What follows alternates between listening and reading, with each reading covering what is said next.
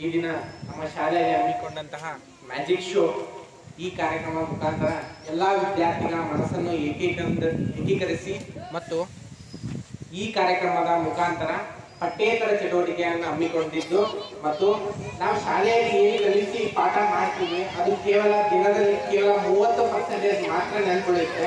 ಇನ್ನು ಉಳಿದಿದ್ದು ನಾವು ಪಠ್ಯೇತರ ಚಟುವಟಿಕೆ ಮೂಲಕ ನಾವು ನೆನಪಿಟ್ಕೋಬೇಕಾಗುತ್ತೆ. ಅದೇ ರೀತಿಯಾಗಿ ಇಂದು ಮ್ಯಾಜಿಕ್ ಶೋ ಮುಖಾಂತರ ನಮಗೆ ಮತ್ತು ಎಲ್ಲ ತರಗತಿಯಲ್ಲಿ ಅತಿ ಮುಖ್ಯವಾದಂತಹ ಪಾಠಗಳನ್ನು ಪದ್ಯಗಳನ್ನು ಆಯ್ಕೆ ಮಾಡಿ ನಮಗೆ ಮ್ಯಾಜಿಕ್ ಶೋನಲ್ಲಿ ತೋರಿಸಿಕೊಟ್ಟಿದ್ದಾರೆ. ಅದೆಲ್ಲ ತುಂಬಾ ಚೆನ್ನಾಗಿ ನೆನಪಿಟ್ಕೊಳ್ಳಿ.